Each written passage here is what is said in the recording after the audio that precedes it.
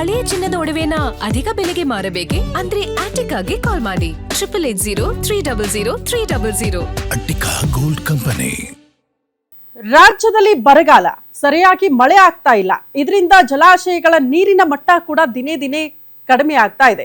ಪ್ರಮುಖವಾಗಿ ಮಂಡ್ಯ ಮೈಸೂರು ಭಾಗದಲ್ಲಿ ಜನರ ಜೀವನಾಡಿ ಆಗಿರುವ ಕಾವೇರಿ ನೀರಿನ ಮಟ್ಟ ಕೂಡ ದಿನೇ ದಿನೇ ಕುಸಿತ ಆಗ್ತಾ ಇದೆ.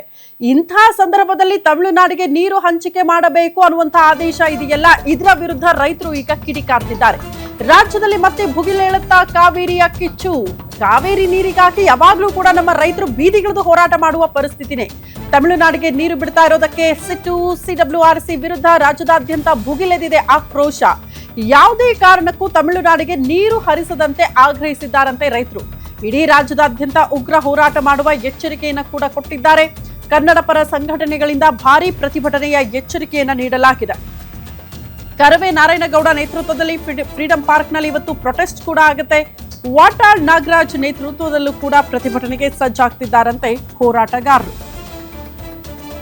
ಮಂಡ್ಯ ಭಾಗದ ಜನರ ಜೀವನಾಡಿ ಕಾವೇರಿ. ಕೃಷಿಗೂ ಮತ್ತು ಕುಡಿಯೋ ನೀರಿಗೂ ಕೂಡ ಡಿಪೆಂಡ್ ಆಗಿರೋದು ಇದೇ ಕಾವೇರಿ ನೀರಿನ ಮೇಲೆ.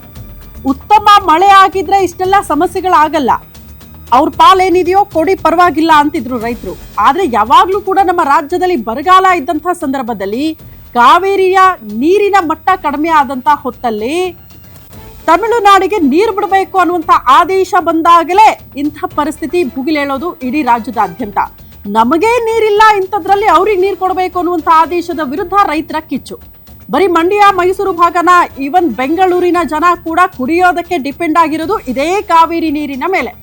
ಸೊ ಹಿಂಗೆ ಬರಗಾಲ ಇದ್ರೆ, ದಿನೇ ದಿನೇ ನೀರಿನ ಮಟ್ಟ ಕುಸಿತ ಆಗ್ತಾ ಹೋದ್ರೆ, ಅದರಲ್ಲಿ ನೀವು ತಮಿಳುನಾಡಿಗೆ ನೀರು ಹಂಚಿಕೆ ಮಾಡಿದ್ರೆ ನಮ್ಮ ಪರಿಸ್ಥಿತಿ ಏನು, ನಮ್ಮ ರೈತರ ಪರಿಸ್ಥಿತಿ ಏನು? ಇದನ್ನ ಪ್ರಶ್ನೆ ಮಾಡ್ತಿದ್ದಾರೆ ಹೋರಾಟಗಾರರು.